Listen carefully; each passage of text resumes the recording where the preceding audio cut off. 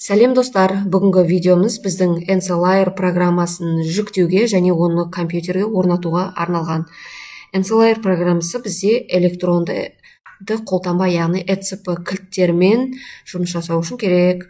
Ол үшін біздер Google-ға кіріп, NCLayer деп жазамыз. Міне жазылған кезде ең бірінші сілтемеге өтіп, мына жерде NCLayer-ның өзімізге компьютерімізге қажетті түрін таңдаймыз. Мысалы, көбінесе кейбір компьютерлердің, егерде ескілеу компьютерлер болатын болса, 32 биттігін таңдағаныңыз дұрыс.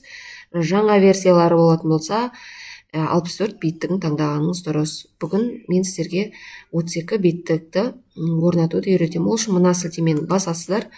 Мына жерде мен жүктеп қойған программамды ашып көрсетемін. Ары қарай орнатамыз.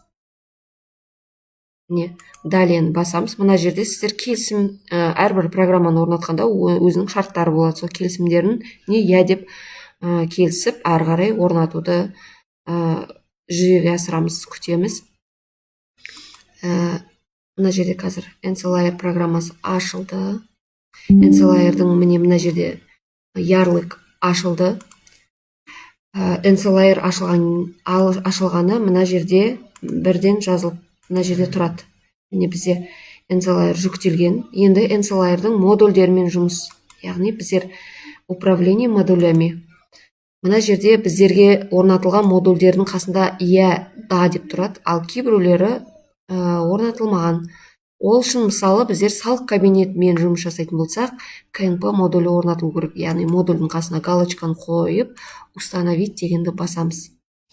Сіздерге менің бүгінгі видеом өте пайдалы болды деген ниеттемін. Білім қайырлы болсын, пайдаңызға жарасын. Рахмет тыңдағандарыңызға.